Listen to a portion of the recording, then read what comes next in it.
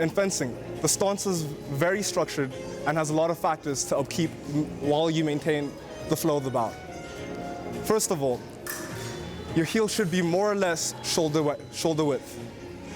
Then you sit down while tucking in the posterior and maintaining an upper chest and keeping your elbow at least a fist width outside from your torso. You maintain the stance to basically maintain proper form so you can carry out any action, whether it be attack or defense. The form in fencing is to basically regulate the amount of attacks and the amount of your defenses. So when you take a step back, this optimal fencing stance allows you to properly distribute your weight and momentum from your back and your front legs.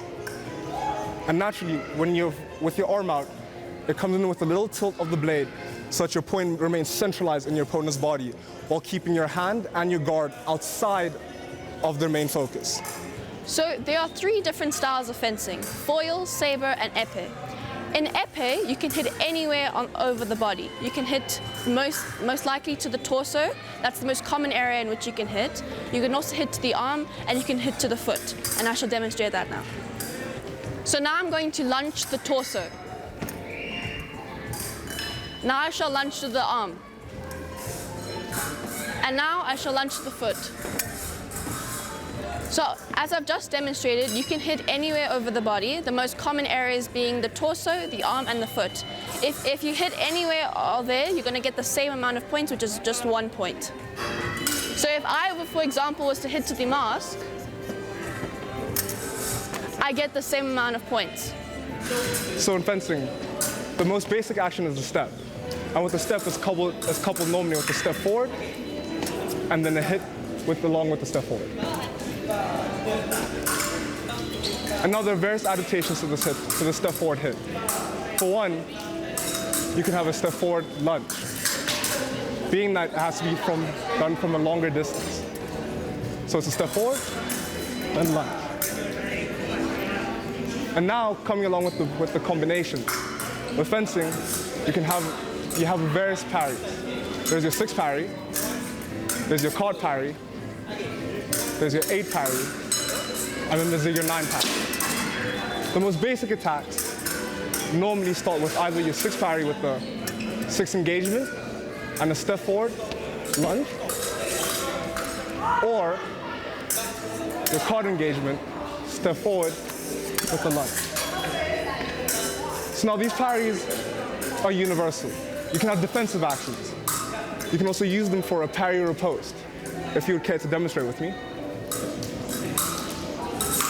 Attack. Attack. With the parry caught, and then your opposed. And the same can be done with the 6 parry.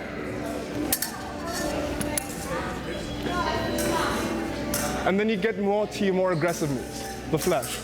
The flesh is normally the same fundamentals with the step forward hit. Along with the flesh, you stick your arm out and you charge your opponent. This tactic should normally be done from a fairly close distance, one where your opponent does not have enough time to react with a parry or a bind. Your binds being a very strong pressuring parry. So now in a real fight, or in a real bout situation, you wouldn't have the luxury of doing a single parry action and attacking, but rather you'd have to combine said parries to make a combination move. So here's just a simple demonstration. So you step in with the pressure caught, your opponent takes a step back with the disengage, you take a 6, and then you lunge. And of course, coming along with this, there are different variations. You can obviously do a double caught to catch your opponent off guard. And obviously, I'm going to need you to do an offensive action. So I'm going to come with the pressure caught, you disengage, but you step forward. And obviously, your attacks can become two-dimensional. You starting off with an attack with an offensive action and finishing off with a defensive.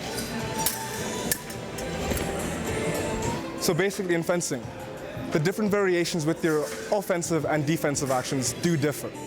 When moving defensively and deciding to move defensively, one will obviously put more of the weight onto their back foot and focus more on their arm technique rather than moving forward and stepping to close the distance. Because defensively, you're planning to stretch the distance so you have enough time to get off a counterattack. I shall demonstrate. So in fencing, to do a counterattack, it's basically simple. It's the reverse of the step forward hit. You take a step back with your arm out. You're focusing most of your weight onto your back leg because you are trying to run away from your opponent. It's more of a backwards moving motion, but it's more progressive. Because moving defensively, you can also add your various defensive parries. That being a step back with a caught, riposte, or a step back with a 6, riposte. And the list goes on, because there are multi-level defenses. It's as in you step back with a caught and you double with a caught to get your riposte off. Just so you can keep your opponent's blade out of your way and minimizing the amount of points he scores against you. But alas, those are just the basic defensive actions for fencing. We now turn our focus to various dynamics, wear as well as apparatus a fencer puts on to fence safely and the ethics involved in this fabulous, seemingly easy but demanding game. So the piece of silver that the fencers are fencing on, we call that a piece. It is the only area where the fencers can actually bout on. And if the fencer were to step off on the sides of the piece, they would have to move a couple of spaces back. And at the end of the piece, where the last yellow line is, if the fencer were to fully go off that, that means both feet past it, the fencer is out and the opponent will achieve the point. Now, the red boxes at the end of the piece are called reels. Now, the reason that the fences are connected to it is we've got a wire that's in our jackets that we connect to our weapons, and it connects to the back and it connects to the reel. Now, that reel is connected to a score box that indicates when the fencer has achieved the point. So if he were to hit him, his light would go on, which would indicate a red light. If Ayanda was about to score and he's hit, the green light would go off to indicate Ayanda hit. So the type of clothing that the fencers wear are extremely thick. It's to protect us. As, for example, if the opponent's blade were to snap, which it is possible and it has happened before, if the blade snaps and if the opponent hits, it won't go through the jacket. The jacket is securing us. But it's not only the jacket. Underneath that, we have a plastron that protects us as well. That's more of the reinforcement. So if it were to break and hit us, we would be fine. Whereas if we had no equipment on, just normal clothing, and we hit with the actual broken blade, it would go through, which would be severe. So a fencer has to stay focused in a bout, no matter what. No matter if he hears another box on another piece going off, they have to stay focused. If the fencer were to look away for even a split second, their opponent will hit them and they will lose the point.